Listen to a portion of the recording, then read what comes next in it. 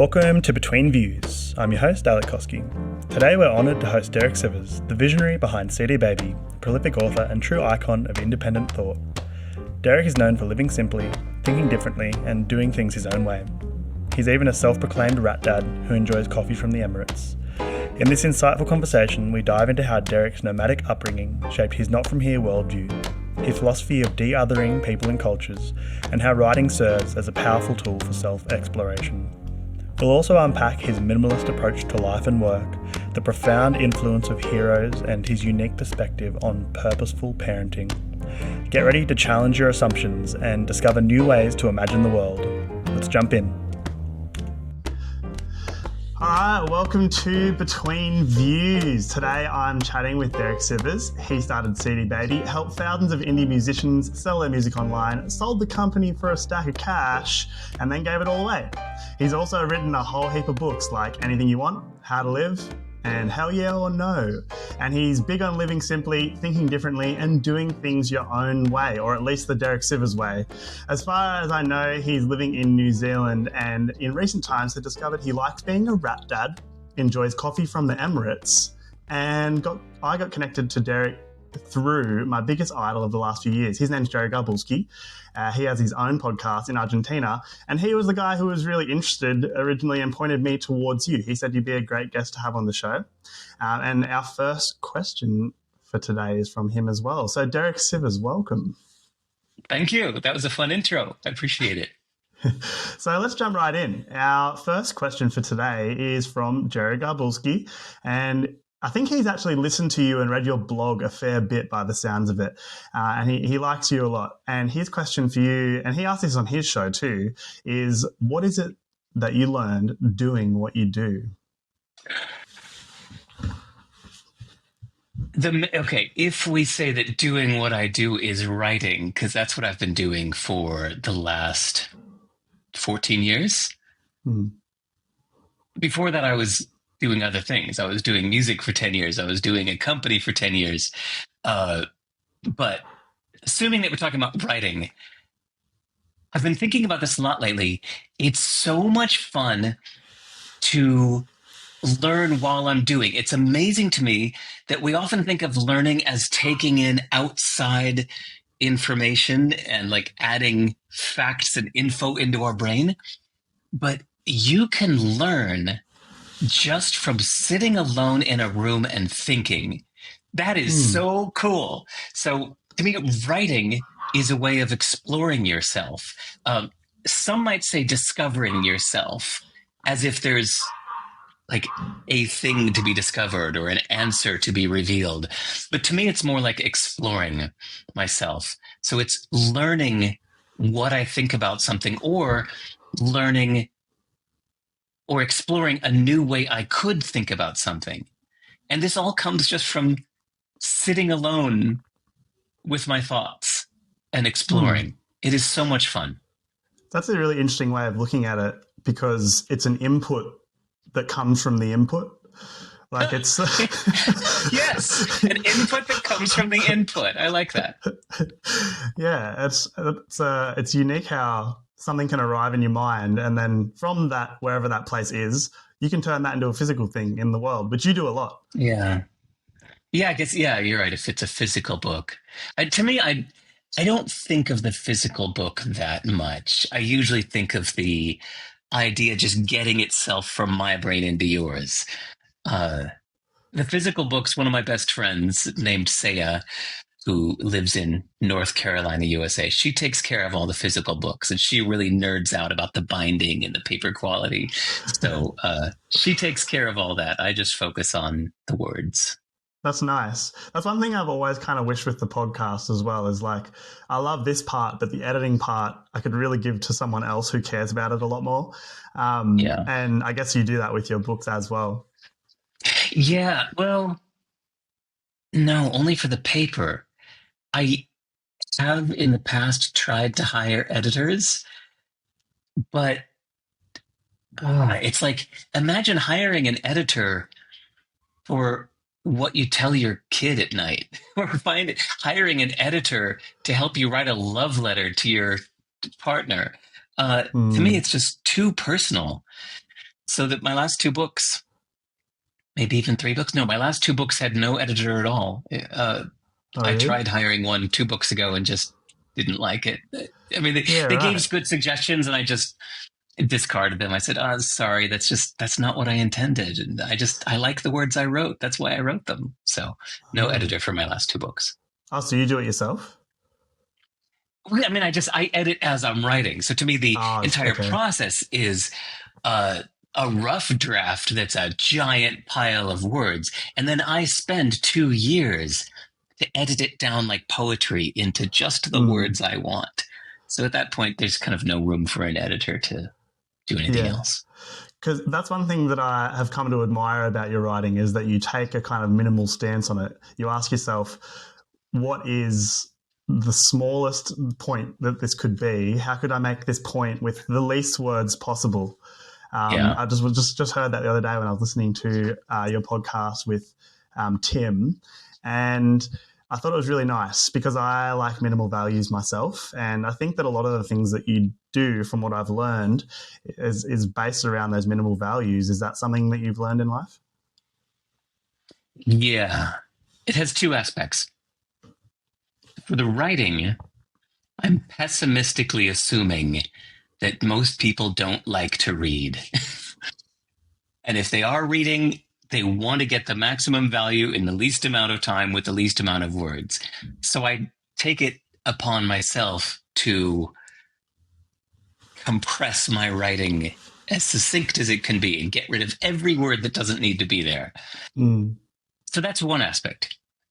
The other life minimalism is maybe related, but maybe not. It's more of a challenge to myself to see how little I can be happy with, thereby assuring my future happiness if I have trained myself to be happy on very little.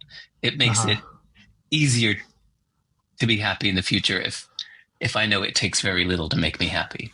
It's kind of like the happiest man desires least kind of thing. Exactly. That's Mm. the pursuit I've been on for decades. Nice.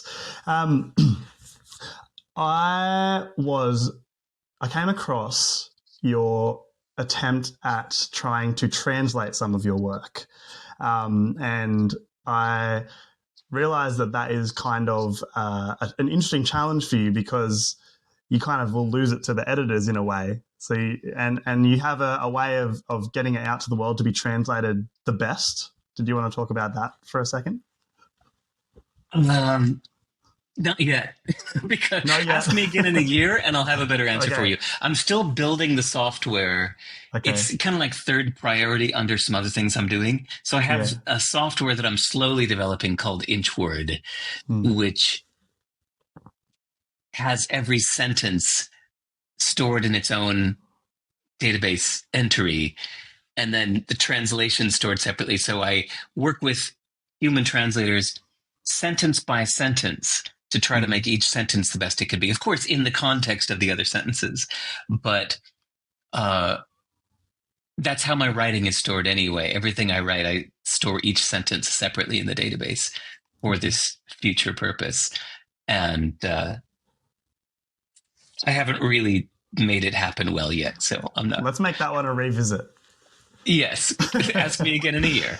It got me excited because I speak Spanish, and I noticed you Ah, were talking about that kind of stuff recently, and I just thought to myself, "Wow, that's a cool kind of link I didn't know I had with Derek. That could be a somewhat useful thing to him." yeah, it's it's fascinating. Languages are so much fun to study because it makes you more aware of your own language and things that you just learned as a kid without questioning, and now you get to look at them with fresh eyes. You learn that the word for disappointment in another language is this. And then you think, oh, that's a strange word. But then it makes you look again at your own word. You go, well, disappointment. Wait, what is appointment? Why am I saying it's the dis of appointment? What it's so much fun to make you re-question your own language and just pay more attention to language itself. So I'm Hmm. not fluent in any other language besides English. but I'm learning Chinese because I think it's fascinating. Ni hao ma. Yeah. Well, now. Nice, nice. I don't know much. That I'm practicing language. the writing. In fact, here, hold on. Let's see if I can do this on a. Give me a second to. All right, can I do a What have you got for screen and a me? Let's see. screen? I Okay. I'm Oh, using a little program called Scritter, where okay. I took my kid's iPad and hold on. Come on, test me. Oh no, it's looking for the internet. I'm making it. Okay, so I have to write the character for slow, which I don't remember right now. I just see that's a new one I just learned right before bed last night. So, okay, I forgot it. Uh, Damn, I'm making for a really boring interview right now. No, it's good. If I, It's kind of like Anki, but with writing. yes, it is. Okay, so here, let's do this. Still yet, in addition, repay return. Oh, that one. Okay.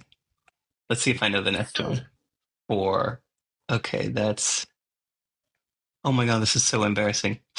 Maybe we'll have to edit this out of the No, that's. final because I'm really embarrassed right now. It just asked me a couple that I don't know. Um, Let's get a few in a row that you do know, and we'll keep them in. Maybe okay. Oh my god, this is a fun one. To drink. So mouth, then the sun, and then a kind of protective cover over a little man sitting on a chair. That is the Oh wow. character for to drink.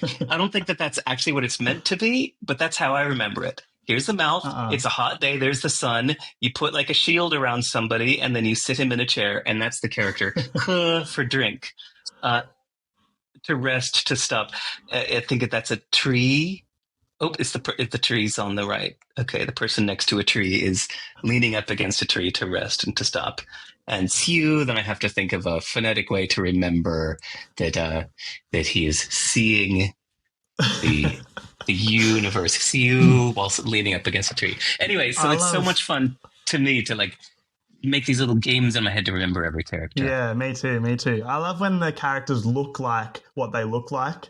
That's the Yeah, easiest, when it already yeah. looks like it. One thing I think you really love about Chinese, I don't know if you know it already, is it takes about half the time to say anything in Chinese. And I feel like that's very you. If you could like write all your books in Mm. Chinese, they'd be half as long.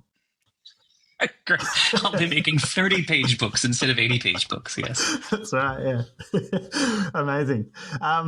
Let's carry on with the next question. I would love for our listeners to get to know you a bit. And I just came to realize after listening to, I listened to Hell Yeah, Hell No, or Hell Yeah or No. I listened to How to Live, and I listened to a few of the podcasts you featured on. I just realized I won't be able to tell your story as good as you can. So I would love for you to tell it in a nutshell, the Derek Sivers way. Okay. I will do four little nutshells. Okay. The first, as a kid, I think a foundational thing for me is that we moved a lot. In particular, we born in California, but then moved to England when I was 5 years old.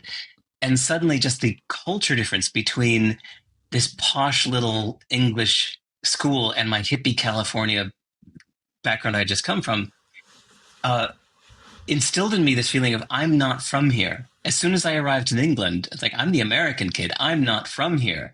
But then after only 1 year, we moved to Chicago, and I had already picked up the English accent from a year in England. So everybody called me the English kid. I was like, well, I'm not from here either. And then I went to school in Boston. I'm not from here. I moved to New York City. I'm not from here. Everywhere I've lived, I felt like I'm not from here, which the implication of that is, for one, there's your norms don't apply to me because for two, I know that they're not the only way. Right. So I think Mm, this instilled a worldview in me that since I'm not from here, your norms are not for me. I come mm, from somewhere else where we do things mm. a different way. Okay, so that's nutshell number one.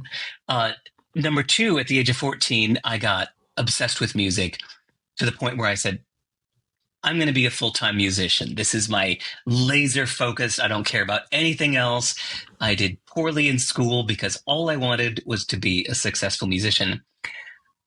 But this was so good for me because the process of mastering anything helps you in every other aspect of life, because now you have a reason to focus and you have something to apply everything else to.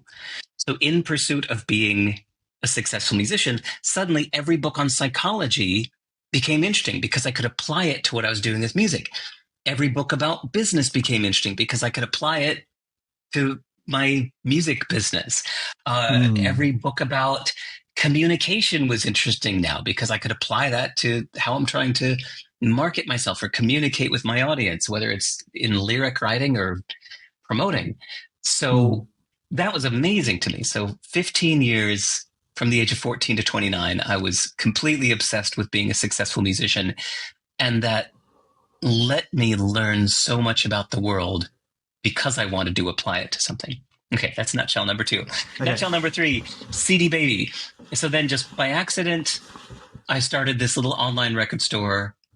I was just selling my own CD in 1997.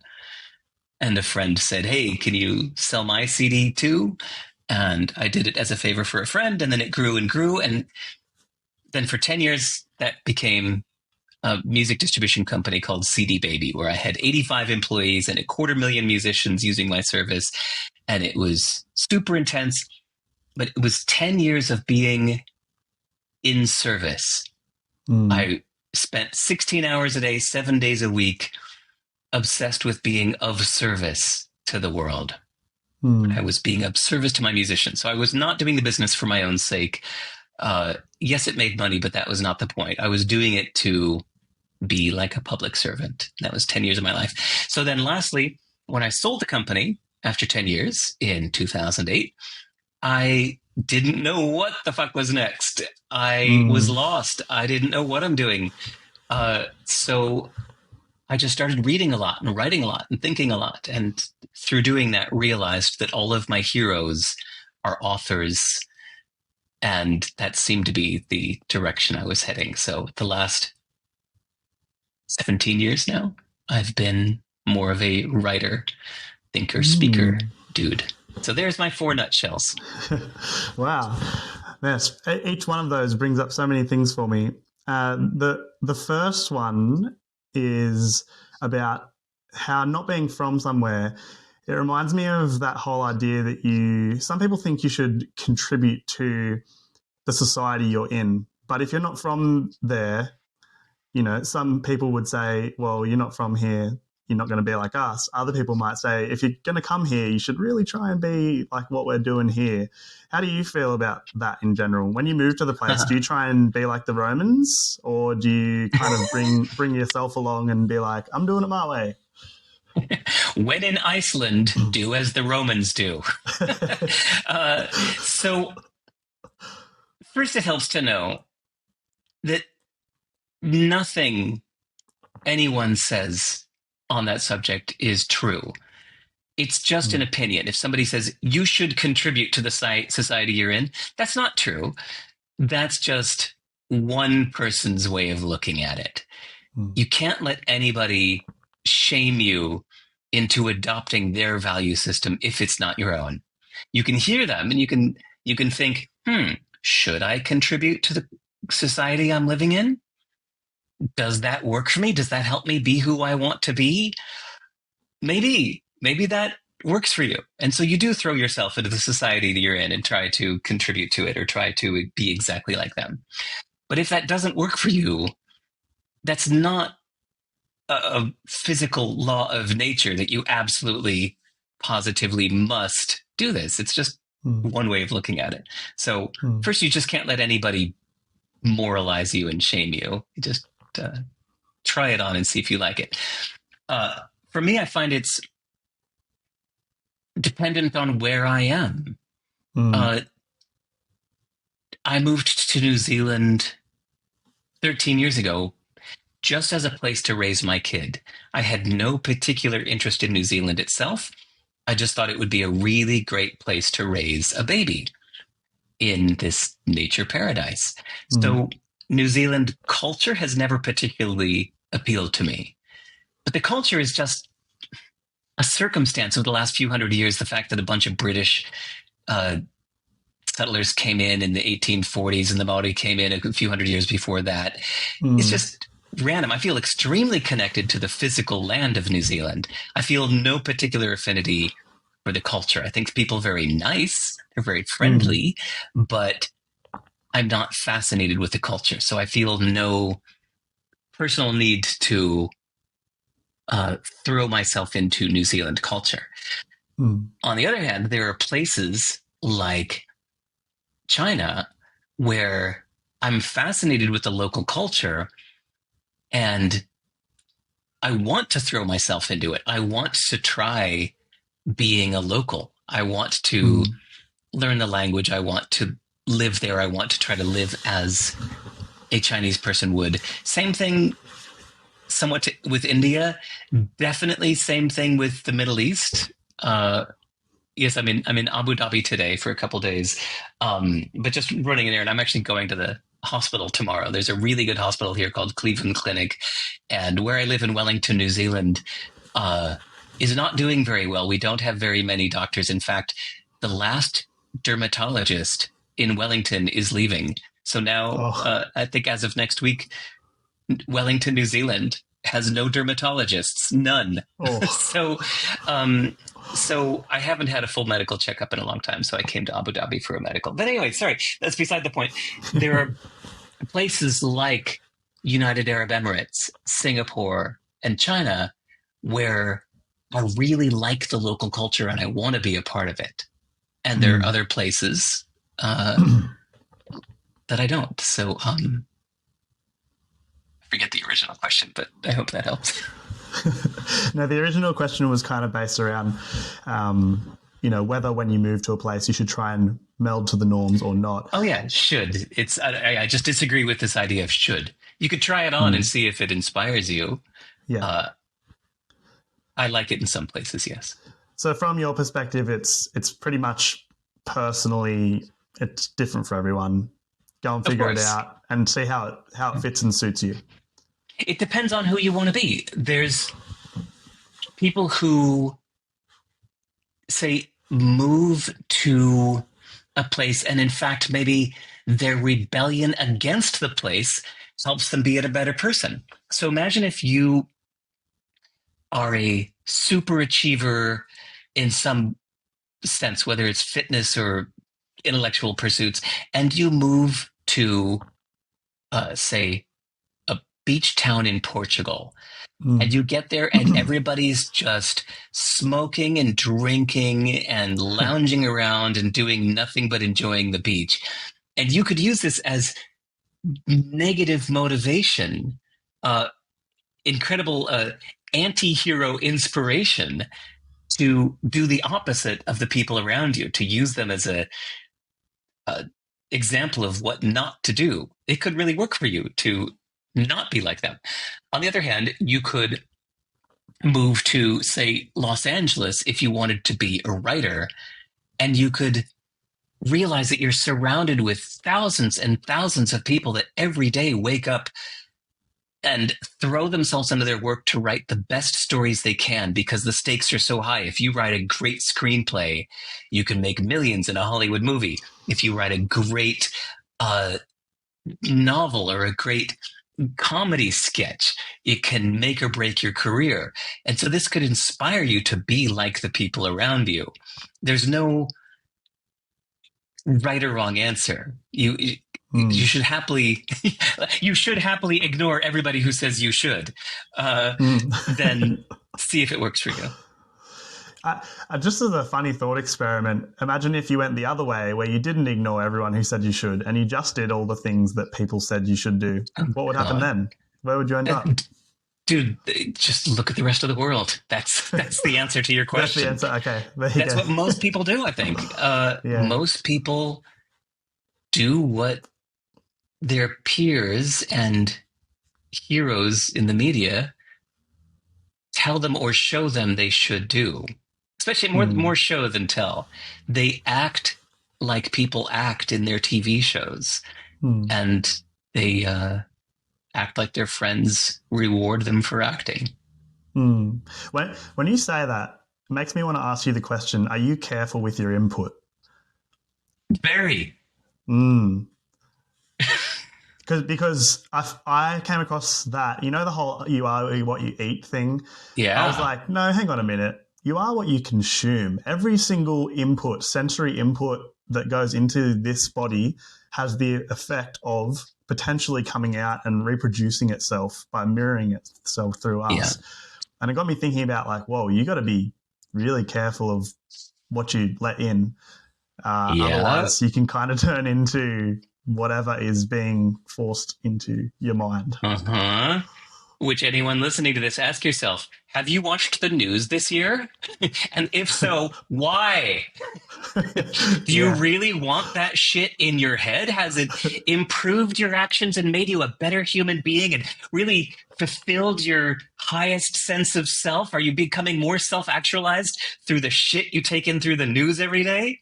Probably Mm, not. So why the fuck are you letting it into your brain? Because mm, most people do? That's not enough of a reason. Because people say you should, or that you're living under a rock if you don't. That's just somebody trying to shame you and legitimize their own behavior. Uh, mm, no, I don't think people should let any unhealthy shit into their brain. mm. Derek, what's the healthy shit that you should put in your brain? Well, again, it's whatever you What about for you? value. For you personally? Okay, for me, all right. Yeah. Like, what is the healthiest? Like, what's your intake? What do you prefer to consume? I know books are a big thing for you. Yeah, I really appreciate books more and more as other media forms get more infiltrated with advertising and persuasion. Mm, I appreciate books more and more for being the last media format that's uh, advertising free, mm, uh, and usually has better incentives. Of course, there are some crap books that are just shat out by somebody to promote their speaking gig, mm, but I don't read those. Instead, I try to read actionable books that I can use to better become who I want to be. mm. What are your most actionable books ever? I know we're skipping around a bit here, but That's all let's right. jump into it while we're talking about it. The number one that's like a Bible for me is the Mm, book Awaken the Giant Within by Tony Robbins.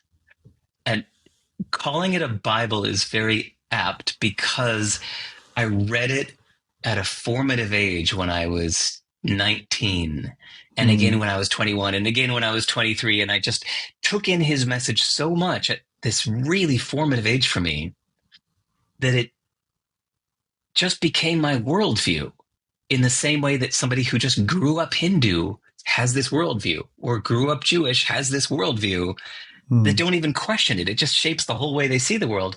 That book shaped the whole way I see the world to an extent I didn't even realize until I went back 20 years later and read it again just 3 years ago. I reread it amazed at how much its stories shaped my life ever since. So What's that's the my big key? one. What's the key message from that book, and how did Mm, it shape you? you can help the way you feel. That's the big counterintuitive one. If you make me pick one, Mm, is it's like a truism. People say you can't help the way you feel. Or, I can't help the way I feel, but you can.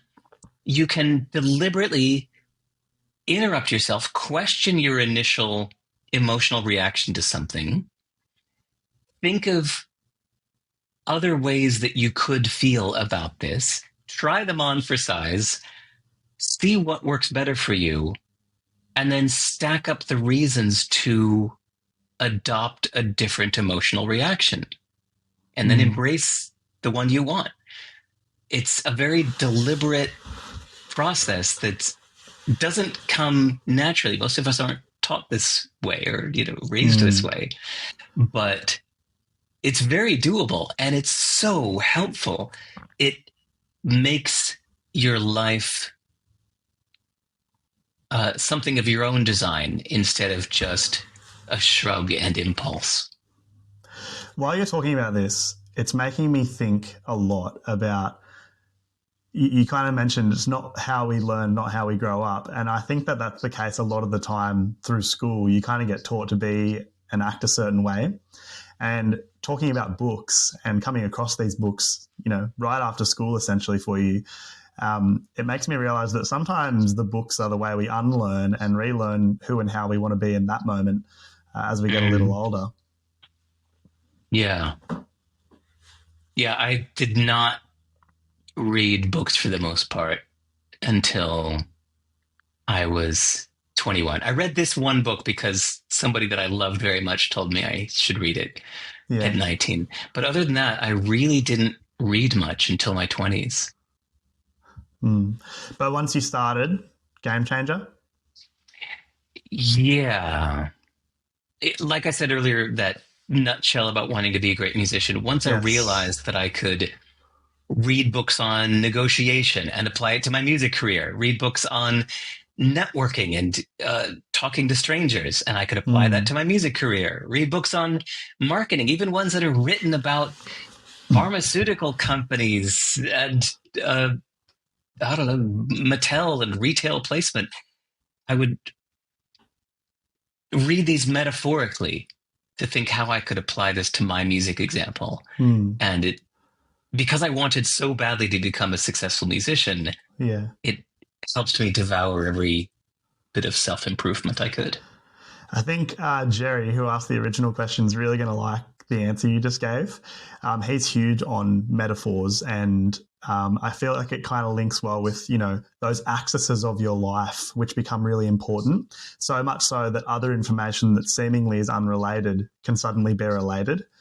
Um, and Nice. and I guess it's kind of cool how, yeah, like you wouldn't think that you would enjoy those things, but then all of a sudden, just because of something that is seemingly unrelated, you can. Yeah. Yeah. It really helps to learn how to learn metaphorically. I was just going to say read metaphorically, but honestly, with the success of YouTube, or I should say the prevalence of YouTube, and even the way that people are using new large language model tools, books might have less importance, be just yet another media form where you might be able to learn just as much from a really well made video course or really well made video or just through back and forth interaction with an AI tool. Uh, Hmm. the whole point is it's an amazing skill to be able to learn metaphorically. So you can learn about, say, I don't know, a triathlete and what they went through in their training, and you could apply it to your pursuit of being a great juggler, whatever. Right. I should have picked a different skill that's not so physical, but yeah, you could apply anything to anything else in your own creative way, Hmm. so that you're not just looking for books or courses that are about the very specific thing that you're after, but Hmm. you can glean lessons from everywhere else. Yeah, you kind of take just a little bit of it. I called it. What did I call it once? I called it the croutons on the salad. You don't really have to like the salad necessarily, but it doesn't mean you can't like croutons, because croutons are great. They're crispy, they're salty, they're oily. The salad might be terrible, but at least there's some croutons on there. And you can throw croutons on anything, literally. Nice. The final part of your nutshells there that really captured me was the CD baby, the serving others. Um, my girlfriend wanted me to ask you a question about CD baby, but you already answered it, so I won't have to do it. But the serving others thing is I guess you found that you needed or could make an offering that was going to help others. Whatever that offering is, that could be anything. And from what I can tell, it seems like your way is creating things. You create, be it something, an idea, a book. You create an availability of CDs for people so they can listen to music. It's not, I feel like people get stuck thinking that helping someone is volunteering and going into, Africa to build a school or something. That's a great way to help people, I'm sure. But there's lots and lots of ways you can serve others, right? Yeah. And Mm. flying to Africa to put roofs on shacks, it's a very, very, very dumb way to help people. You should not do that. If you really want to help people in Africa, the cost of your flight to get there itself could pay hundreds of people that already live there that are much better at putting roofs on buildings than you are. If you really cared and you weren't just fucking Instagramming to make yourself look like a helpful person, if you really want to be helpful, then Mm. flying to a place to hammer roofs is a very dumb way to do it. And it'd be much smarter to just send some money to people that are already there so they could do it themselves. Okay. Sorry, that's a ranty subject of mine. Oh, okay. I found it. What was the real question? Okay. So look, everybody has their own way. I think it's beautiful people who volunteer their time at soup kitchens or Mm. homeless shelters. Mm. Uh, and that's amazing. And those people do actual helpful, immediately helpful work. For Mm. me, I love building systems. I learned just enough about computer programming earlier on Mm. that I often look at a problem and think, how can I make a system that can solve this at scale? And I don't mean Mm. billions, Facebook scale. I don't care about that. But even just helping dozens or hundreds of people, Mm. if I can build something that can help hundreds of people, that's a great joy for me because it gets the intellectual challenge of building something, the creative joy of making something that didn't exist, and then the deeper fulfillment of knowing that it's helping people Mm. through its existence or its usage.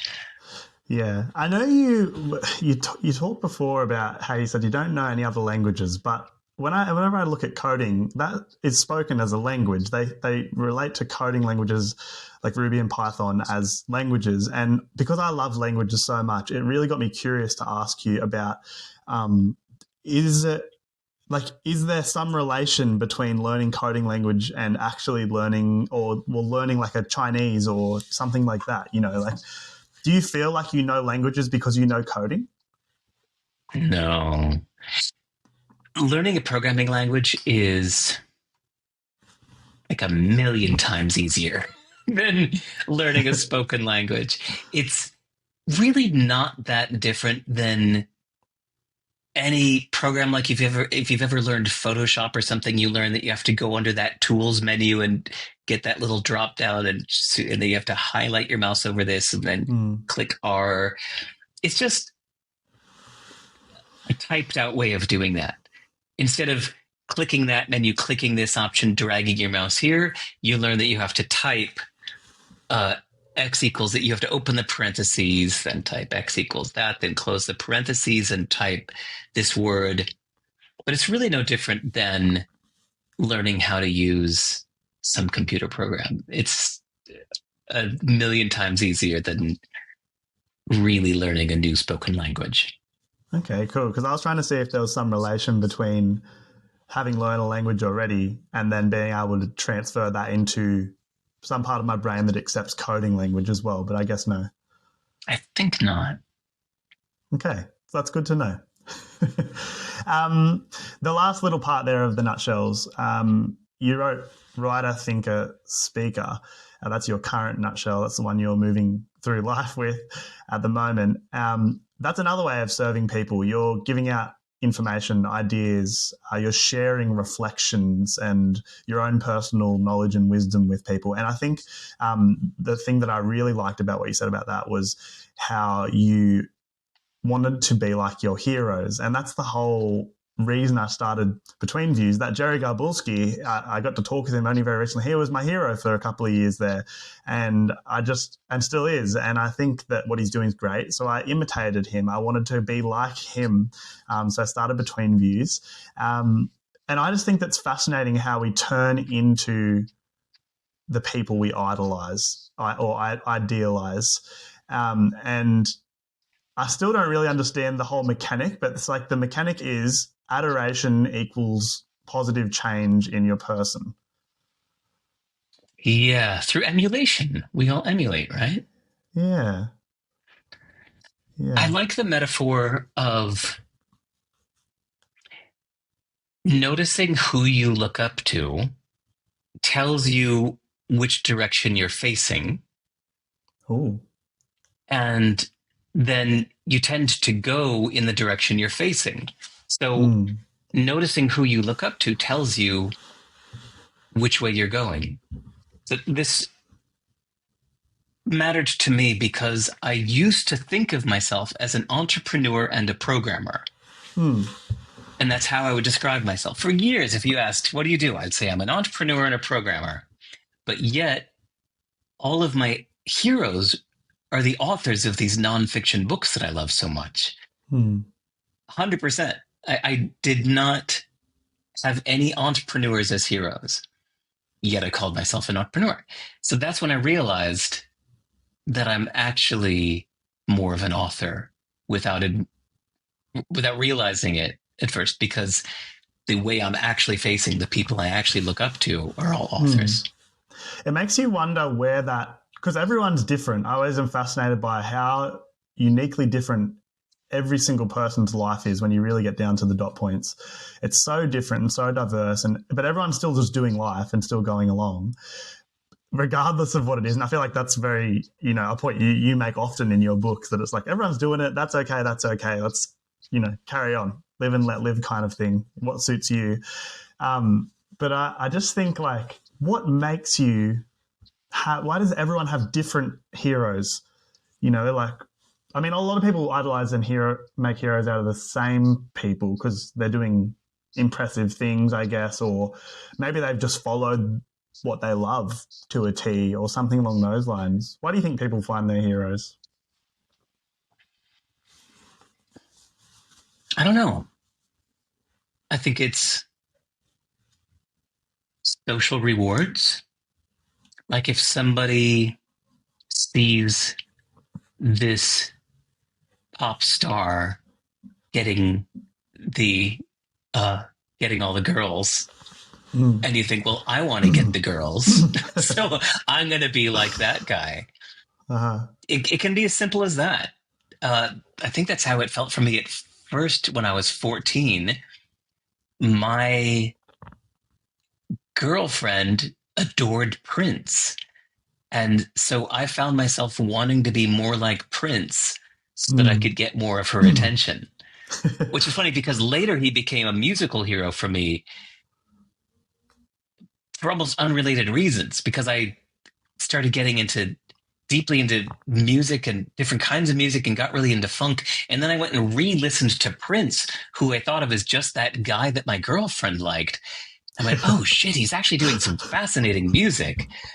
But I'll admit, looking back, that at first I was trying to be like Prince because that's who my girlfriend liked. And I imagine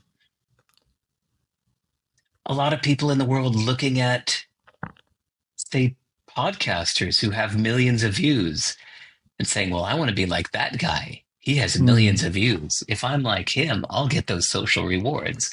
Or looking at somebody who's really rich and saying, well, I want to be rich. And so if I act like that guy who's rich, then maybe I'll get rich. I guess it depends on what you want out of life, which usually comes from what you feel that you're lacking. I guess it's a good question to ask yourself. Who's your idol? But also, what is it about them that you idolize? Because that might give you some good direction on what you actually really want and need. Like, for example, with Jerry, I thought about it a little bit, and I came to the realization that he it wasn't so much like the fame and the eyes on and the the big community and group and stuff like that. I liked more than anything that he could do and work as his own creative project and what he wanted to do. Like that, his job and his lifestyle became what he was creating and enjoyed creating. And I think that was my favorite part, and that's what I admire about the whole idea of being able to do it. Nice. That's really cool to realize what it is that you admire about somebody. We should all do that. Take anybody that you really look up to and try to distill what it is that you admire about that person and see if you can actually make it into a recipe on how somebody could get the traits of this person, and then see if you can use that recipe yourself.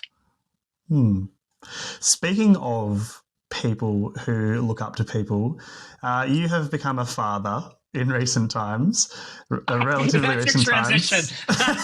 All right. I'm working on segues. I'm still working on segues. If you're listening, please rate my segue. I won't be offended if it's a low rating. But yeah, you've become a father in a more recent part of your life. And from what I hear, becoming a parent changes a lot of the time the way that you move through the world, because you have a whole new thing to focus on. So for you, how has becoming a father changed you, and what ideas do you stand by when it comes to parenting? Okay. It didn't change me that much because I had just come out of 10 years of being in service to others. So my 10 years of running CD Baby were quite selfless. I was going through every day just completely in service to helping others. So I think that is the main change for people that have gone through life very selfishly, and then they have a kid, and suddenly they need to be selfless and spend their days doing whatever's best for their kid. Never mind what's best for me. It's whatever's best for him. I was already in that mindset for 10 years. So I found that having a kid did not change me the way that people said it would change your life. And in hindsight, I'm guessing this is maybe the reason why. It's because I was already in that mindset. Since you said, before we hit record, you said that the idea of having a kid scares you. I'll say that it should not, because I found that having a kid is really no different than being in love.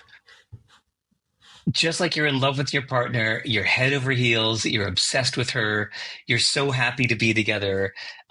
Almost every minute with her is wonderful. Yes, you occasionally have to work through some misunderstandings or misalignments in needs, but those few times that you have to work through some of the bad stuff is totally worth it, because the rest of the time is just so much bliss and joy. You're just so happy to be together. That's really what it is to have a kid. You're just in love. Wiping the poo out of a nappy is nothing. It's so nothing. It's like as if the person you love most on earth sneezed and you hold up a tissue to wipe her nose. It's no big deal. So I think it's definitely nothing to be scared of. It's just mostly bliss. Unless you try to make your kid fit into your adult schedule. From my amateur observation, it seems that this is where all of the parenting problem and strife comes from, is trying to make a kid fit into your adult schedule. This idea of like, no, we need to go, hurry up and get your shoes on. We have to go. And you're late and it's time to go, and come over here, and I don't have time for this. And I'm looking at my phone and you've just dropped something on the floor. It's it's that clash between kid time and adult time. Mm. They're circles versus squares. It's analog versus digital. They don't mix well. So instead, my suggestion for any new parent is to save your money uh, as much as you can before your kid is born. After your kid is born, just find a way to turn off your adult schedule as much as possible whenever you're on duty, whether that's full time or if it's just half time. Maybe if you have another parent or a nanny or somebody that can help. But whenever you're on duty, if completely power down your phone, like shut it off, put it somewhere else, and immerse yourself in your kids' life, your kids' schedule, so that they lead the way and you are just their sidekick. And you're completely on their time. Whatever the clock says is moot. You just experience the world through your kids' eyes, and then it's all easy. Mm. Is that part of why you moved to New Zealand in the first place? Not part is it is 100% of why. Oh, I was really? living in fascinating Singapore where I was super social and had hundreds of acquaintances that I would meet up with often. And that's where my boy was born. And after a few months, I saw this is a real problem. People are asking me to come to fascinating events and to speak and to meet up where my kid is sitting at home and also wants my attention. And to me, it's no contest. My Mm. kid deserves my full attention.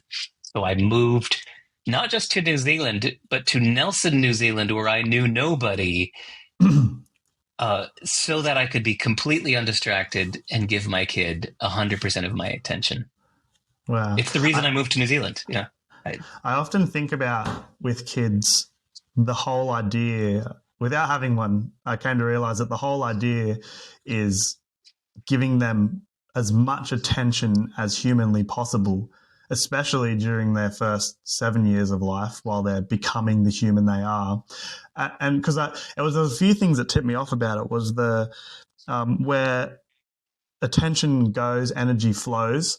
So literally in that, you're looking at something and it grows. I learned that through a weird reflection about advertising. And then the other part was how just kind of like a humorous noting of how whenever you're with kids' parents, it's always the parent's job, it seems, to redirect the attention to something about their kid. And I don't mind that at all. But I just kind of noticed that it's always like ages ago, even when I was a kid, it was kind of like a motherly competition or fatherly competition to direct the story towards what the kid had done. And I realized that was kind of getting the attention towards the kid as well. And I was like, I wonder if that's like a mechanism, a biological mechanism of parenting to like eyes on your kid kind of thing. And it made me not feel so Interesting. bad about the parents who, maybe do make their kids have these like crazy full on attention star lives, or maybe there's too much attention. Perhaps there's like a happy medium where you've got to like get it just right. If there's too much, something goes wrong. If there's too little, something goes wrong. I don't know. I'm just spitballing here. It's interesting. I've never felt the desire for other people's eyes to be on my kid, Mm. but I have felt the desire when I'm talking with friends.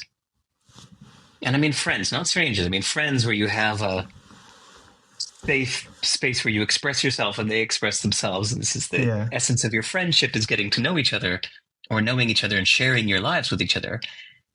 You spend so much time with your kid that it's almost a lie to not talk about it with others Mm. because it's such a huge part of your life. Mm. I spend, imagine this, 30 hours every week for the last 13 years. That's how much time I've spent one-on-one with my boy. His Wow. mom and I just set it up once he was born that she takes this amount of time, I take that amount of time, and the way it turns out is to be a steady 30 hours at least. And whenever I'm with him, my devices are powered down. Mm. Uh, I do nothing but give him my full attention. So 30 hours a week for 13 years, that's a major chunk of my life. I've been mostly a full-time dad for the last 13 years, and everything else you've seen me do is fit in between my time I give him. Yeah. Yeah, that's right. What's your favorite thing about being a full-time dad? Hmm. There's a meditative aspect to letting go of yourself and shutting down your own thoughts and plans and immersing completely into someone else's. It Mm, feels similar to meditation. I'm with him, he's fascinated with this thing and he's showing it to me or talking about it, and in my head I have other things that are on my mind, and like meditation I just let them go. mm. Wow. So it's kind of meditation through play in a way. Yeah. That's awesome. It reminds me of that Sadhguru. I don't know if you've ever come across him before. No. I don't know what his actual name is, but he goes by Sadhguru online, and he has that big thing with never. He tells everyone he meets, he said, "Teach my daughter nothing, please." That's his first thing. He says, "Please don't teach her anything. Just play with her. Please just play. Do whatever game they're doing." And yeah, don't teach her something. I think he's getting it like, don't install a rule in my daughter, kind of thing. Oh. Hmm. Um, Okay, you, that said, my kid has actively appreciated the things that I have deliberately taught him. He's told hmm, me years later that he really loves that I taught him this or taught him that. So yeah. to Oh, each there his you go. own. There's the whole. You and Sadhguru can have a chat about that Yeah. one. There's no right or um, wrong answer. As soon yeah, as you have a kid, everybody will tell you what's the right way to do things or the wrong way to do things. And yeah. I it's was just all just moot. talking. Yeah. Sorry, I was just talking to my mum about that recently, and she's like, "Doesn't matter what you do, either way, it's someone will tell you you've done it wrong and right, Yeah. and they'll But that's be." in life, not just parenting, but same Mm, thing with business, same thing with health, same thing with anything you're doing in life. Uh, People are going to tell you you're wrong. That's why you really have to have a stronger sense of self and knowing why you're doing what you're doing, so that mm, when inevitably somebody says, no, you're a fool for having a podcast. You're a fool for living in Australia. That's wrong. You should be living mm, in India right now. You shouldn't have a podcast. You should be doing this other technology instead. You have to know why you're doing this, why it works for you, and be unflustered when somebody tells you that you're wrong. Or open your mind and consider it for a second. Are they right? Am I perhaps wrong? And every now and then, the answer might be yes. I mm, love those moments I've had in life where somebody tells me that I'm wrong, mm, and my first impulse is to mm. bristle. No, I'm No, not. I'm not wrong. How dare you? And then I think about it later that night or the next week, and I go, actually, that's a really good point. I am not living congruently with my values.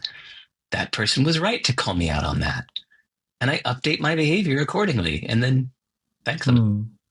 So it kind of comes to you a little later. I guess in both of those situations, what would you say is the best way to know yourself? Because both of them are ways to know yourself. Just reflecting, whether it's writing in a journal, Mm, speaking into an audio diary, mm, uh, having long, in depth talks with friends, whatever. But for me, a journal works best every single day for the last 13 years, and many yeah. years before that, but unbreakable for the last 13 years. I've Mm, kept a journal that's just really supplied my sanity. mm. Do you put your journal down while you're playing, or does that come along with you? Oh, it's not a physical thing. Oh, They're all text files in the computer. So oh, if, for example, I'm out in the world uh, and I have a thought, I can record it into it. Like I'll say if I have my phone, even if it's an airplane mode or something like that, I'll hit the voice recorder thing and I'll leave an audio note and then Mm. I'll later transcribe it and email it to myself so that it's back on my computer. Or if I'm out with no technology at all, I'll try to just remember that idea to record later. Sometimes by talking about it out loud. Sometimes, despite what I said earlier about letting all my thoughts go, sometimes when I'm with my kid, especially because he's 13 now and he's old enough to talk about anything, Ah. I can even have a complex, interesting thought. Like, I just had an interesting thought last week about de-othering. And even though he and I were just playing in a swimming pool somewhere, I said, hey, I just had a really interesting idea about de-othering. And I talked with him about it for 10 minutes. And he kind of went, okay. He really had nothing to say back about it. But just the fact that I spoke it out loud to him helped me remember it 8 hours later when I was back at the computer and he was asleep. And what is de-othering? De-othering, do you know what othering means? No, I have to explain othering first, I think. All right, you're the first person I've talked to about this, so I wasn't sure if it's a known word. I heard the word othering, and looked it up, and it means the actual. Basically, in short, it's when you say those people. Those people are crazy. Those people are lazy. Well, you know how those people are. Those people have a stick up their butt. Those people are weird. It's anytime you take a group of people and you define them as the other, they are not like me. Usually in a negative sense. Mm. So it made me think, what is de-othering? The prefix de we use to mean to undo something. So to undo the thought process or the emotional impression you have of somebody being in an other group from you, how could I undo that? So de-othering, to undo the othering categories we put people into. I realize that that's actually the common thread behind what I've been doing for 20 years now. It's what made me want to leave America. Is I wanted to put myself out into the world and de-other all of these groups so that I could live in United Arab Emirates and feel at home and feel kinship with my Arab neighbors, that even though we grew up in different households, I feel no separation between them and I. We are one and the same. We are kindreds. To feel that in China, to feel that in India, to feel that in Brazil, maybe even Russia. That would be an amazing achievement, to feel that connected to every type of person everywhere in the world. And okay, so it's built on the premise that we perhaps naturally other people or call them they. If they're not us, it's them. And I feel like that's a really common thing when you talk about stuff. It's like, oh, they do this over there, or they're a poor nation, or they're always at war, or something like that. Yeah. But from a few things that I've seen, when you get down to actually even just reading about it, but also going there, traveling places, it seems like you naturally kind of undo those stories through experience. Yes. And I guess that's what you're trying to do first. But it makes me think, do we always have to other them in the first place? Like, is there not a way to just kind of skip the process and not other them at all?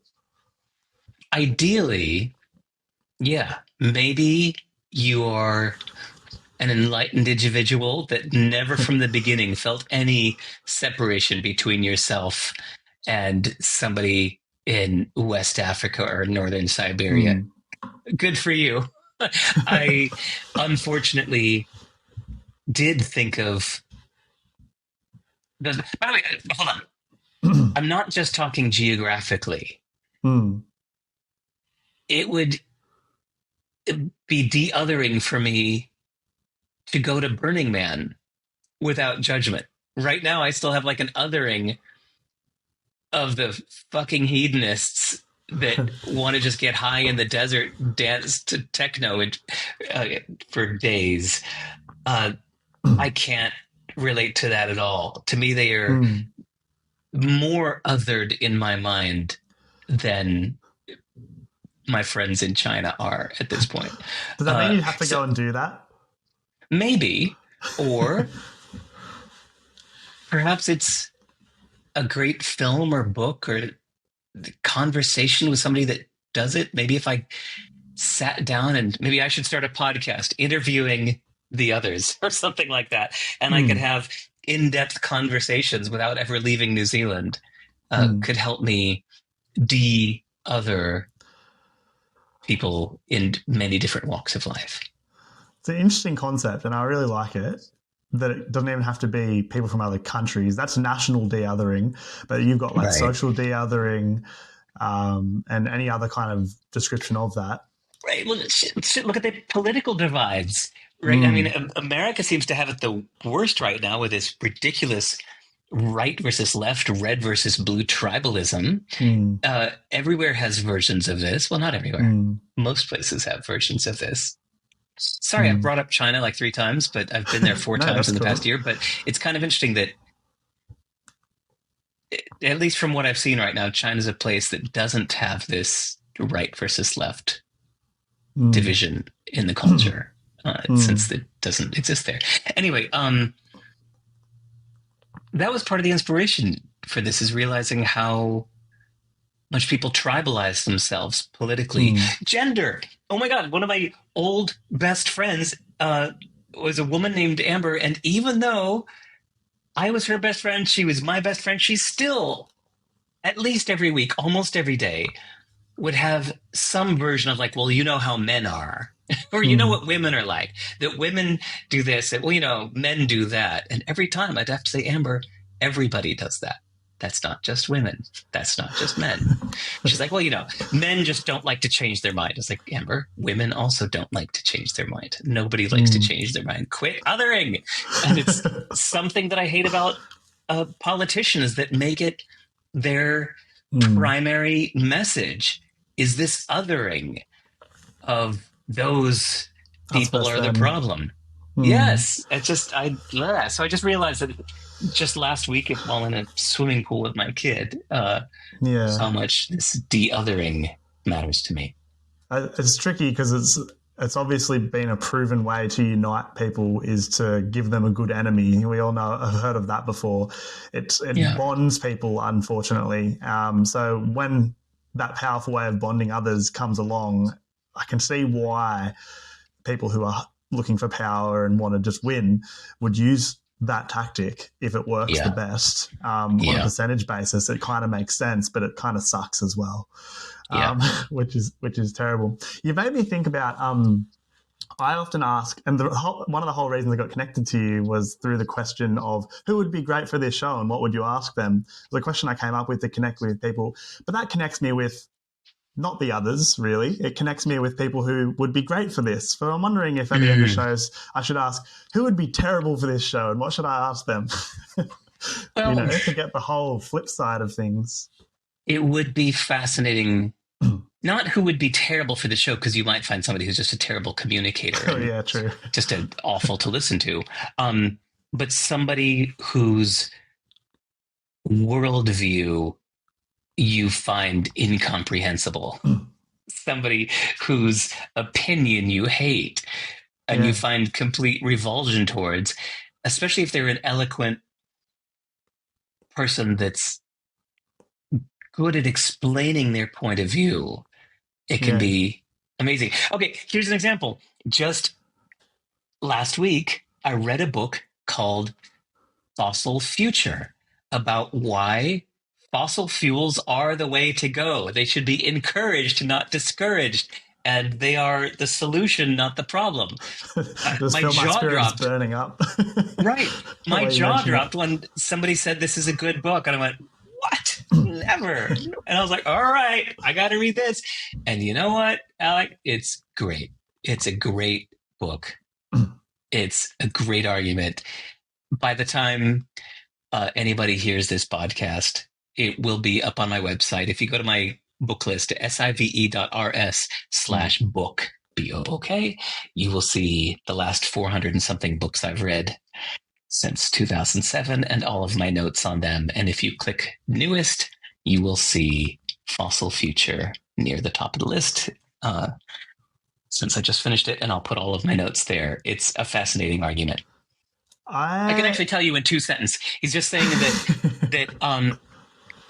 that as of now, fossil fuels are still the cheapest, most powerful source of energy, and literally billions of people on Earth don't have enough electricity, and people die and babies die because there's not enough power to cool homes during heat waves or to supply electricity for incubators in Africa when babies are born and need incubators. And so babies die because they don't have enough power. And yet people in first world countries are trying to say, we need to eliminate all fossil fuels. And what you're saying then is screw the poor. So he's saying the main message of the book was we should not discourage fossil fuels because most of the world still desperately needs them and needs more than they have already. So it's his point is kind of like it's more of a transitional thing. They shouldn't just be scrapped immediately. They should be slowly phased out in a way. Or not even so. It was fully the other direction. It's like, no, let's use them. Yeah, let's use them. It also made it, because it changed the focus to say, let's focus on human flourishing, not this mystical pursuit of leaving the world untouched. That a lot of this nature argument, and look, I live in New Zealand. I get it. I want New Zealand to remain untouched. But his focus was on, look, ultimately what matters is human flourishing. We already affect the environment wherever we go. Even if you build the greenest home, you're still tearing up the earth to build a home in a place that was a forest. So this is what we do. We tear up the earth to survive. We affect everywhere we inhabit. So quit acting like we don't and killing people in the process. Yeah, it's one of those things when you look objectively at human nature, it's a lot darker than what we subjectively want to believe we are, which is kind of a hectic thing and something worth, I guess, considering for ourselves, for sure. Yeah. Speaking of untouched places and, perhaps or not removing the earth to build things, you built a lovely rectangular prism in New Zealand to raise your son in. And actually, I think he got his own one, was what I heard the other day as well. And I thought that was an amazing concept. But the reason I'm asking you the question is more related to wilderness and New Zealand. I have a friend who's gone on for years about his dream being to just live in New Zealand. He wants to live as isolated as he can. I'm fully thinking it's kind of like the Walden type experience of Thoreau that he's sort of looking for. He just wants to have, his own space in the woods in New Zealand. And I'm hoping that your experience could shed some light on what that's really like for him. Anyone thinking about this must do it because it is pretty wonderful. But more importantly, you just need to know, if you've got this daydream in your head for years, well, you just have to go act on it. Just to see for yourself whether it works or not for you. The interesting question to ask yourself is, once you do it, then what? Is the act of owning and living in a tiny home, is that the finish line for you, or is it the starting line of something else? So then what? So every now and then I think about this. If I catch myself thinking, uh, I want to go do this thing or I want to own this thing, I ask myself, well, then what? Okay, there. I'm now doing this thing. I now own this thing. Now what? Mm. What am I going to do with that? Is it really going to change my future actions? Is it going to make my life better? Mm. Or am I just enjoying the feeling as if it's like a finish line? Like just having that will be the answer, or just being there will be the answer. Mm. Um, yeah, it's a good question for your friend to ask himself. What will Mm. he do once he Once is he's there? there. There, you've got your cabin in the middle of nowhere, in the wop wops, as we say in New Mm. Zealand. There you are. Okay, now what? What was your It's like, then what? um, my then what has always been the same. No matter where I am, in a hotel room in the center of a city, in a little apartment on the 100th floor, or in a cabin in the middle of nowhere, I'm just writing, programming, thinking. It's Mm. always the same for me. Mm. I'm not, it doesn't make a massive change in my life. There have been some environments where I get out into nature much more often in a healthier way. Mm. So once years ago, I lived on the coast in a big empty coast. I know you have some of these in Australia, like not the urban coast, but imagine the ones that are just out in the middle of nowhere. Yep. There's no city for 100 miles, but there's this Mm. long stretch of 100 kilometers of beach. I lived on one of those spots once in a little town with a population of 2, and I had a cabin there. And I went on 3-hour long runs on the beach every single day. And Mm. that was really good for my soul. And now I'm Mm. living in Wellington, New Zealand, which has some really rich forests and Mm. it's extremely hilly. So that gets me sweating and walking on these little muddy trails through hilly forests for hours a week. That's been very good for my health. Mm. Um, but on the other hand, uh, are you in Melbourne? Where are you at? Sydney. Oh, sorry. No offense. So I Well, was I just actually in. live 2 hours north of Sydney in Newcastle. Okay. Oh, So I right, don't know right. if you Okay. have any friends in Newcastle yet, but I, you have one I now. do. I hear it's Oh. wonderful. Yeah, they say they love it there. Okay, so sorry. The point Mm. is, I on my way here to this hotel in Abu Dhabi where I am today, I had a 12-hour layover in Melbourne, Okay. and I found an amazing health club, a Virgin Active in downtown Melbourne, and I went. I spent 7 hours there. It was amazing. I used all of the machines. I went through all the circuits, and then I went and sat in a spa and a hot tub and the cold plunge and back to the sauna and the hot tub. And then I went and got a little bite to eat, and I came back and I did it all again. But this time I also did the free weights and the squats and the deadlifts and the overhead press. And then again I did the sauna and the cold plunge, and then I did plenty of time on the skiing, the rowing, the treadmills, and all that. I spent 6 or 7 hours there that day, and it was amazing. I thought, man, we have no great gym like this in Wellington where I live. If we did, that might change my life too. So, sorry, this is all a big tangent on then what. So, sometimes where you live can make all the difference in the world, Mm. but sometimes uh, it doesn't. Or owning a thing, if you think that, yeah, if I just had a boat, then I'd be happy. Mm. Uh, you have to ask yourself if you if it would really change your life so much. Like you might need to try Mm. renting something before buying it, or Yeah. just like your friend, maybe you just have to go try it for yourself. And even if you get there and find out, like, oh, oops, never mind, it's not what I wanted. Well, you had to do it Yeah. to find out. Right. Then at least you'll know and you can figure out what then or then Yeah, what. yeah. Okay. So I noticed that those things aside, you sort of took with you writing, coding, and what was the third one? Writing, coding.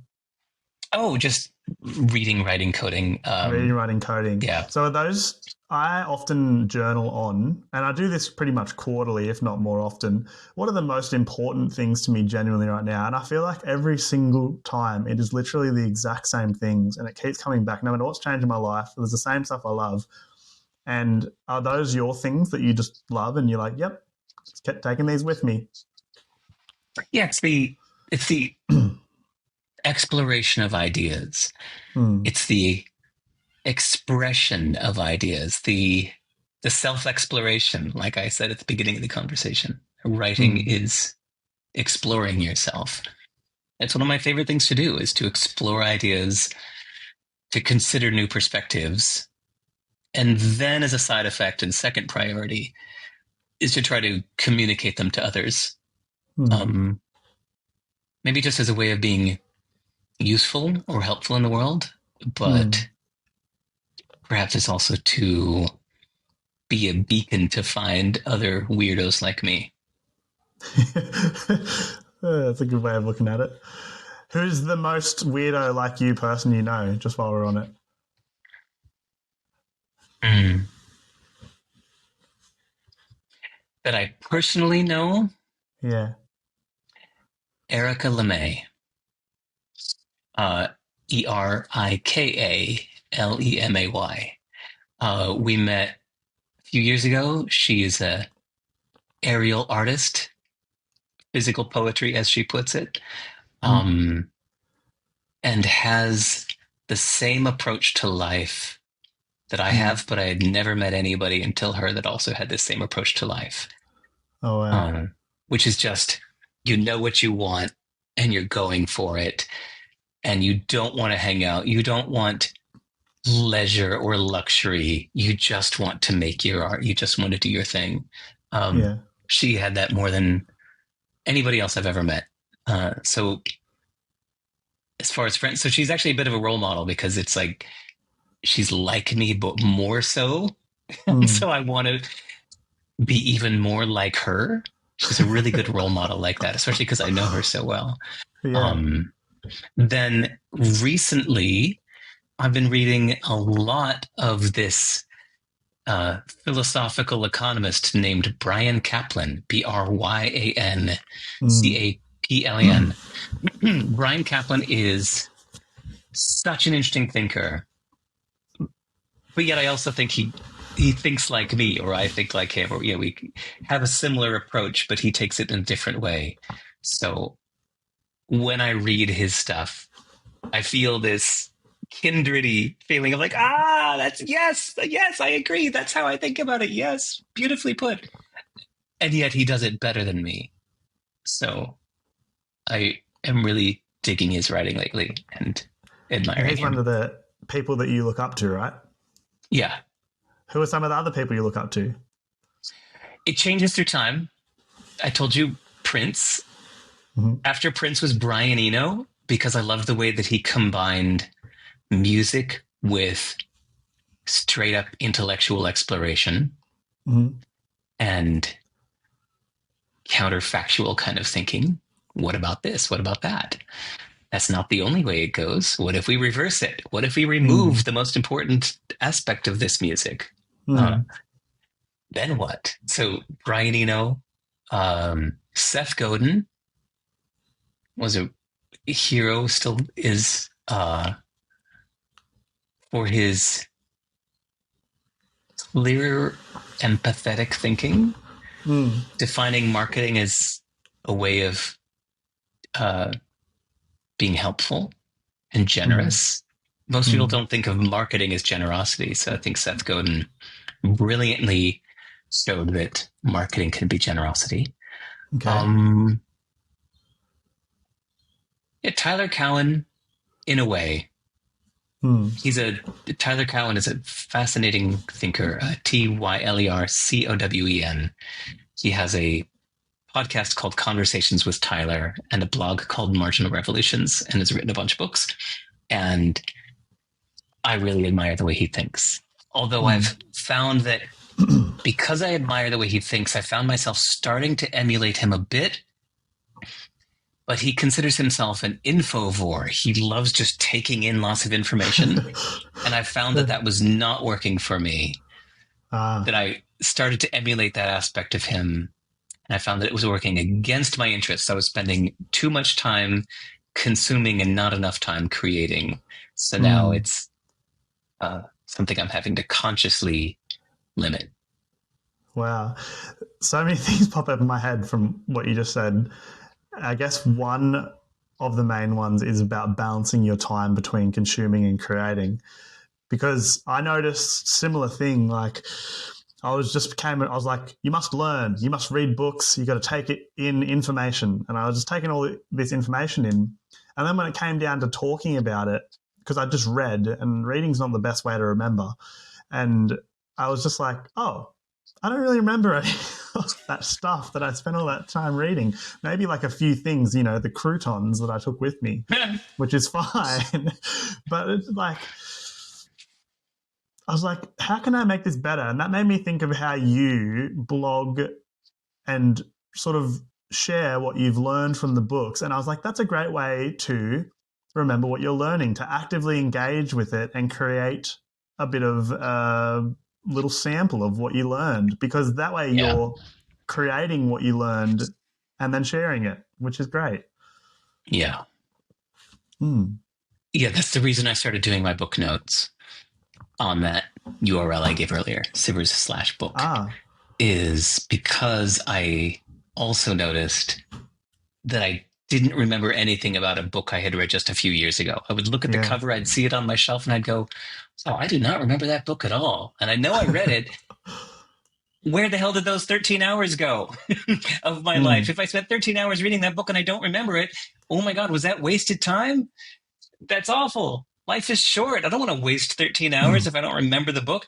And so that was the day in 2007 that I Mm. started keeping book notes. So every time I read a nonfiction book, not fiction, Yeah. but only nonfiction, I underline my favorite ideas. Ah, And then when I'm done with the book, if it was a paper book, I type it out. If it yeah. was a ebook, I do some kind of export of the highlights, clippings, Yeah. and put them in my own words a bit, edit them a bit to save the ideas so I never need to reread that book. Mm. And now I just go back to my notes from that book often. Ah. So I can just reread my notes from that book in 10 minutes and remember all the things that it taught me. Two questions. Does it work? And second question is, how often do you revisit your books? Number one, it absolutely works, especially because every time you revisit it, you are a different person.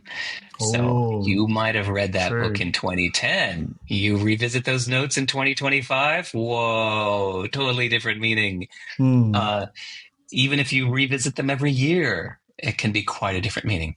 So Hmm. how often? Um, Not as often as I would like because I still have a giant stack of books I still haven't read that I really want to read. Hmm. So I often prioritize reading a new book over revisiting the old ones. But for specific purposes, because all of my notes are in text files, I can go search for a word like discipline and find all of the books that I've read in the last Hmm. 18 years that talk about discipline. Hmm. That's fascinating because it might even be in a book about painting or a book Yeah. about economics will have the concept of discipline introduced. So if you find that there's a subject that you're interested in, um, you can find it across books instantly. It's so useful. One thing I wanted to ask you about, and I understand that you try and be as non-reliant on technology as possible, or at least like subscription services, things like that, when you can do it Yeah. yourself. Mm-hmm. Um, Recently, I've come across a whole bunch of really useful things like Notebook LM, for example, stuff like that. And I was talking about this with Jerry too. He keeps journals of ideas he's had for the first time. He calls it, "Today I thought it for the first time." And as soon as an idea that he's thought for the first time comes along, he writes it down or records it somewhere. And with those new services, I came to realize that you can put heaps of information into them and create kind of like a database with an AI that will not only talk about it to you or answer any questions and create things for you related to that information, but you can also get it to make a podcast that you can put your hand up with and interact with the podcast speakers about the information that you wrote about you. And I'm like, whoa, this is sick. Do you use anything like that at all? Like, have you experimented with, I guess, creating a clone of you and then talking to you about what you think about that? I haven't. I'm not against it. And in fact, I'm preparing for it. Every interview I do, including this one, I get a transcript of the full thing.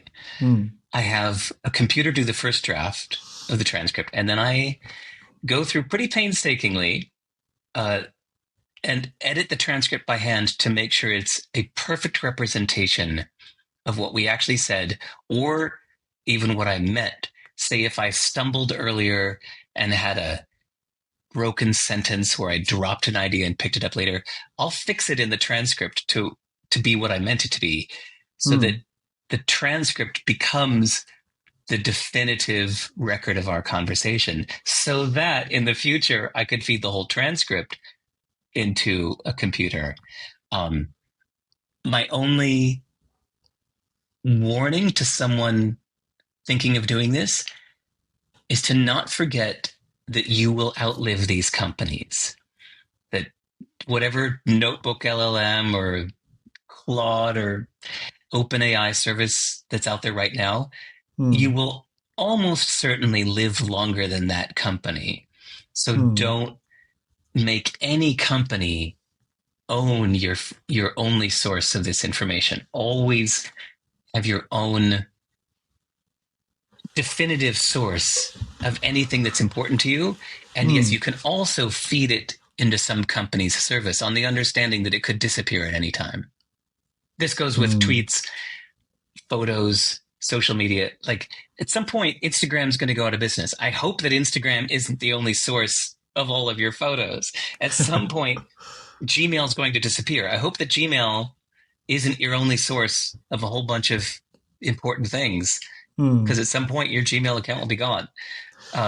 So it's important to make sure that you are saving this information yourself. There's my tech independence angle. I see. That was like a light bulb moment for me that really explains why you've done it. That makes sense. So I'm not against using the tools. Use the tools, but just remember they're ephemeral. They have different incentives than you. They're trying to make money, and if somebody comes along and buys them and decides to shut down that service, it's gone. And it's misaligned incentives. If listening to this and you're at home and you're thinking that, wow, tech independence, that sounds great, that's for me, there's a way that they can become tech independent, right, Derek, that you have available on your website? Easy URL to share. It's sive.rs/TI, as in tech independence. Yeah, I wrote up my whole guide to how you can set up your own server. I give the exact step-by-steps. Just do this, follow these instructions, and you will have your own server at your own domain name, hosting your own email, your own contacts, your own calendars, so that even if Google shut down your account next month through some kind of misunderstanding, somebody said that you're a heroin dealer and your account gets shut down, you're not screwed because you've got your own copy of everything that matters to you. Now, does that require some ongoing coding or maintenance, or is it once you've got it set up, it's pretty much good to go? That will just work. Pretty good to go. Yeah. Yeah? Maybe 1 minute a year, you type one command to have it update its software, and it just goes. Yeah. Oh, sweet. Okay, that's good to know. Maybe something that people could go down if they wanted to follow that route. Derek, I have noticed, not just through our conversation, but just kind of exploring where you appeared online and looking at your blog and reading and listening to some of your books, I kind of noticed that one thing that we have in common, or I think it's something we have in common, is that our approach to certain things with information and what people think is like I'm not really fully going to take a stance, and forgive me if I'm wrong, but I'm not really fully going to take a stance. I'd love to hear what you have to say. I'd love to hear what you have to say. And most of the time, I'm going to agree with both of you and continue sitting on the fence and just enjoy the fact that both of those conversations are there and appreciate that there's difference in the world, because that's beautiful. And I feel like that's kind of my philosophy, which is something I put aside a long time as a career path. I was like, philosophy, I'm not going to do that. Like, there's no career in that. But I came to realize that not just philosophy, but anthropology, like looking at people and how they do things and just being fascinated by that, are two things that I'm like, man, I really like this, even though everyone says, that's not going to work. They're not really, I mean, anthropology probably more than philosophy. But then I was like, hang on a minute. There's loads of people online being philosophers right now and absolutely crushing it. Yeah. So like, what's your take on philosophy? And I want to add anthropology, because I noticed you said that the other day. You're an amateur anthropologist. Yeah. And I don't really understand what that means for me yet, but I love that. I love that too. So what's your take on it in the modern era? Okay. Well, first I got to say that it's tempting when you think of something you like doing or want to be good at. You think, how can I do that for a job? But don't forget that there are some skills that are better kept as amplifiers of your other skills. So, for example, being a great public speaker. If you are a scientist, an author, and anything, also being a great public speaker will be an amazing amplifier for you to be way more successful in whatever it is you're pursuing. If you're doing this thing you're doing, and you're also a great public speaker, that's going to be a huge boon for you. But actually being a professional public speaker as a job, like that just goes around to corporations giving speeches, maybe not the best idea. So, similar one, being very good looking. If you're very good looking, it can amplify your success in anything else you're doing. There are actors that are just mediocre actors, but they're really damn good looking. And so they keep getting hired. Or there's the cliche of the mediocre doctor that's really good looking and so keeps getting promoted. Even executives, just in general, anybody who's really good looking, it gets amplified. Now, being good looking for a career, to be a professional model, maybe not the best career. So this is how I think of things like philosophy and anthropology, is I think they are fascinating amplifiers that can make you more interesting and maybe even more successful at other things you're doing. To be philosophical about your investing, to be philosophical about your, marketing, can amplify your efforts in that realm. But being a professional philosopher, so I know that you said there are people being philosophers like on podcasts and crushing it, but I'd argue that they are really entertainers or providers of educational material in the form of podcasts that are making their offerings much more interesting and helpful because they're philosophical. Do you know what I mean? Yeah. Whereas also that's where also being a good public speaker, maybe also being very good looking, or also having and you said anthropology. Anthropology, say the study of looking at different cultures and trying to understand different worldviews. That can make you better at whatever else you're doing too. But being a professional anthropologist, Yours is kind of like you're like doing full-time practical anthropology by moving to countries. that's what I'd like to do.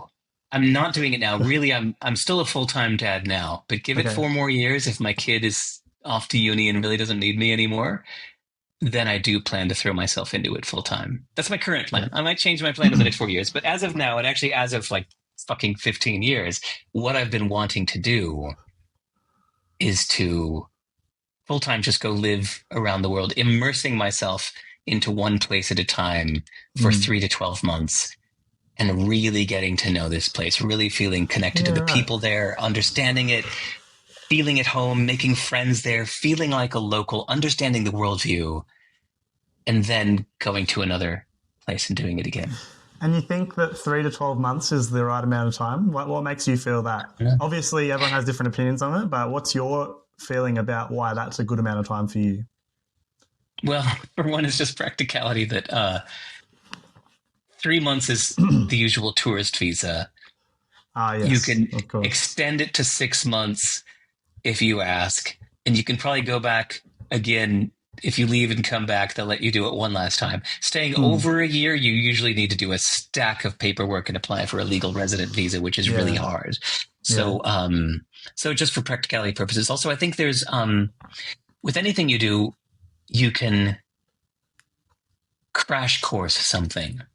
Say, like, if you were just passively living in a place Mm. uh, for a year.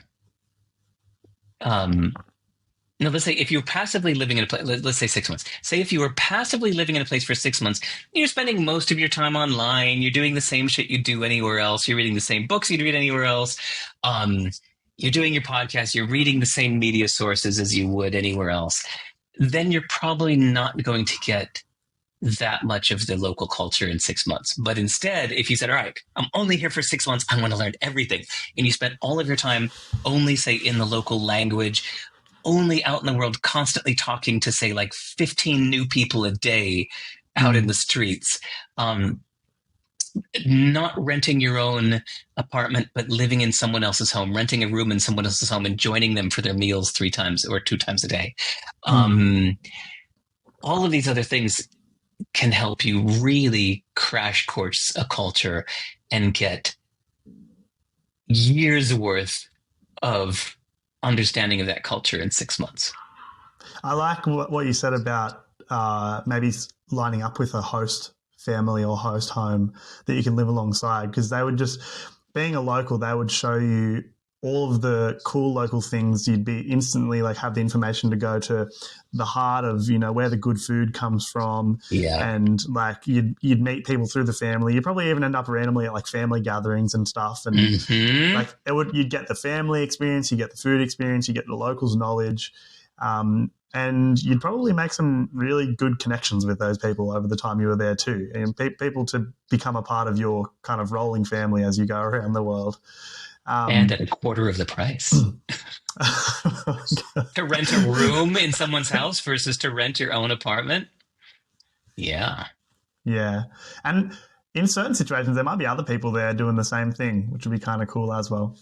Yeah. All right, that's worth thinking about, because I've sort of got something similar, not as large in the works, but something similar, and it's given me a bit of perspective, which is nice. Cool. Where are we? Gosh, we've gone through nearly everything just looking here at the transcript.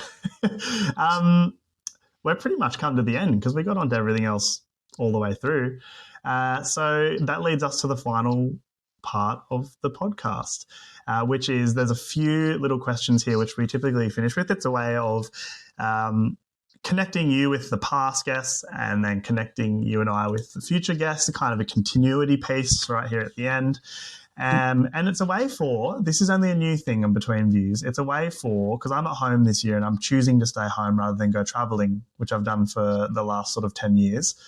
And I was like, how can I travel at home? How can I still meet really Nice. cool, interesting people without going out in the world? How can I still have those conversations that blew me away while I was like Nice. out in the world? And I realized, I was like, oh, the podcast, which I already have been doing, is a great way to do that.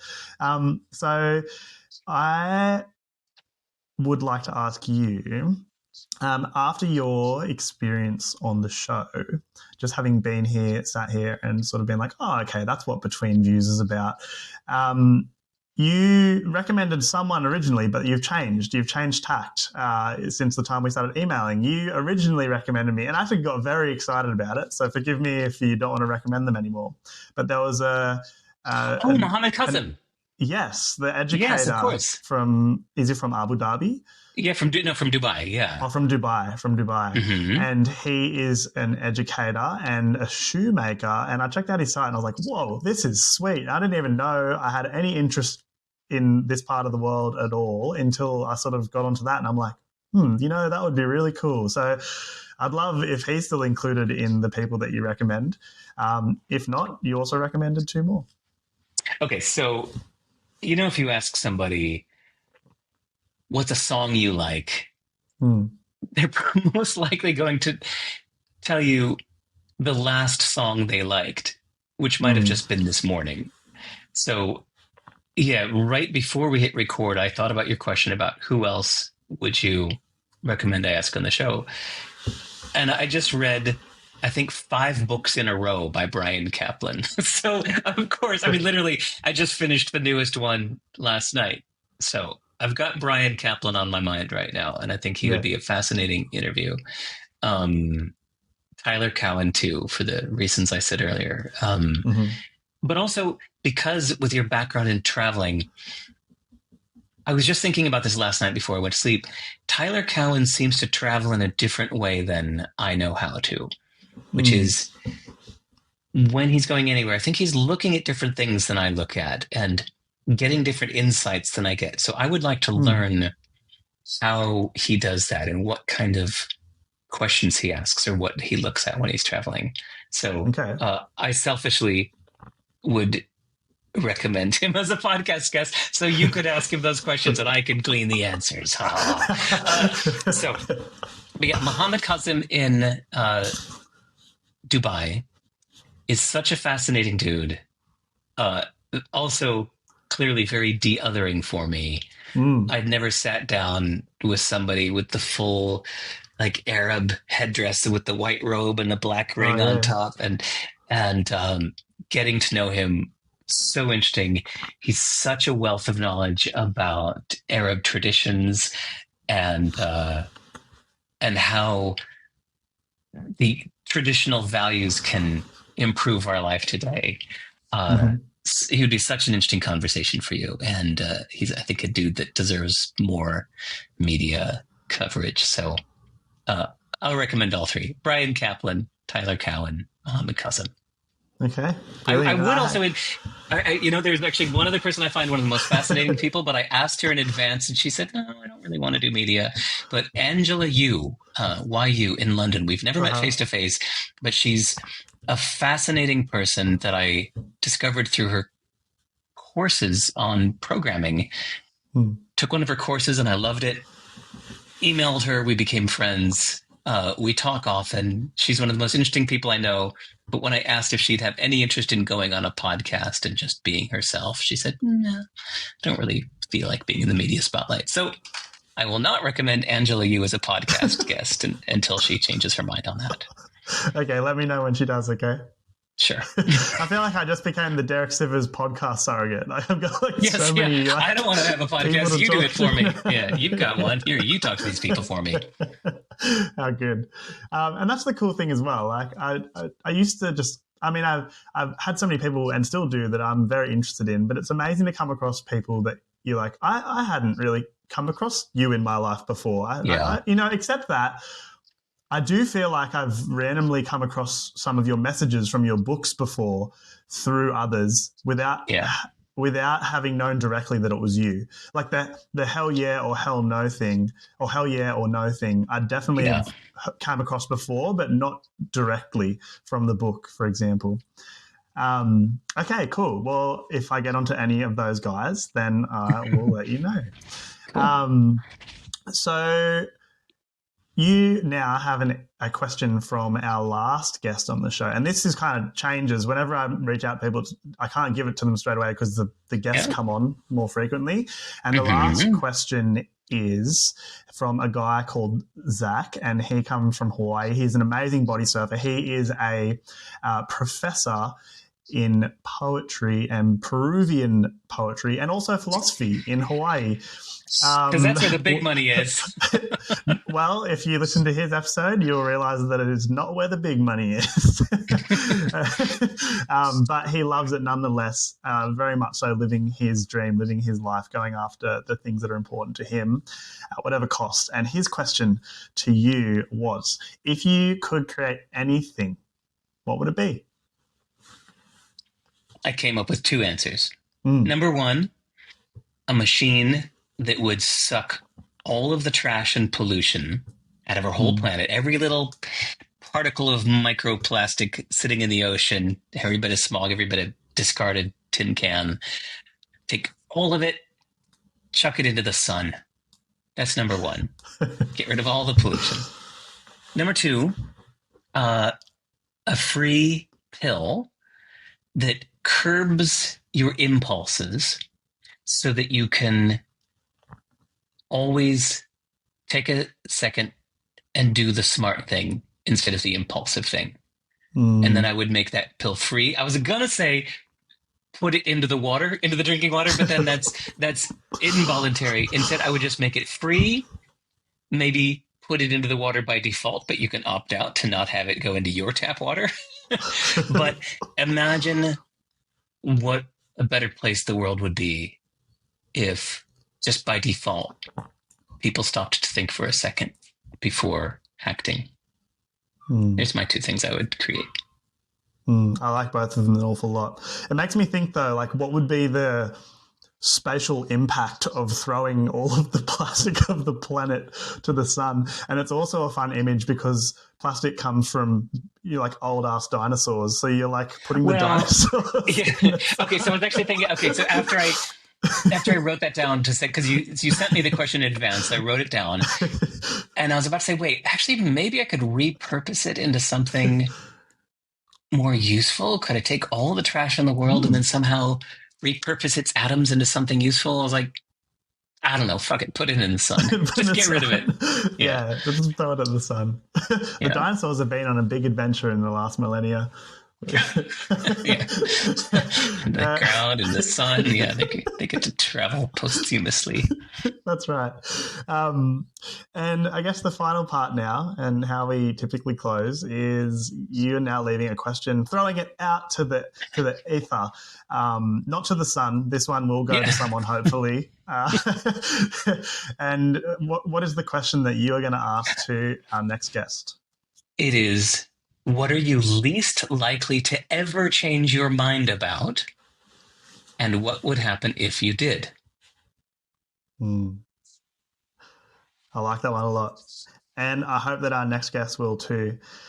Derek, that brings us to the end of our recording today.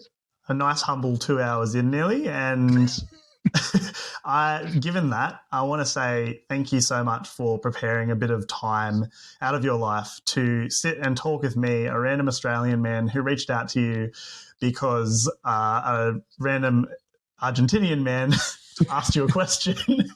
And I like that. I like that a lot. And I'm grateful for your time because, man, we just don't get enough of that. And I know that it's special to you. So please take my gratitudes for sharing it with me, and also your information and ideas too. I hope that I can share them on with people so that more people can benefit from how you think and who you are and the way that you see the world, because I think it's pretty cool. And in a fun way, I've realized that me and you have a whole decent amount in common, which is really nice to know.